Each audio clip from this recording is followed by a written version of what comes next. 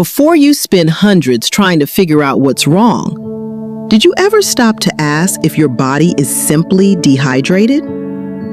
Headaches, low energy, cravings, brain fog, poor sleep, trouble focusing. Your body isn't broken. It may just be trying to tell you something. So I created a simple, guided 5-day water reset to help people slow down, reset, and start feeling better again.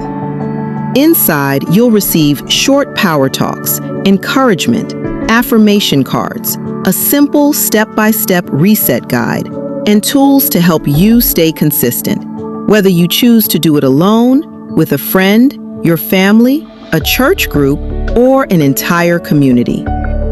Because most people don't fail from lack of knowledge. They fail from lack of consistency, accountability, and support. There's a reason Scripture says, "Beloved, I pray that you may prosper and be in health." Sometimes the first step toward feeling better is getting back to the simple things God designed for us in the first place. So before you spend another dollar searching for answers, start with water first.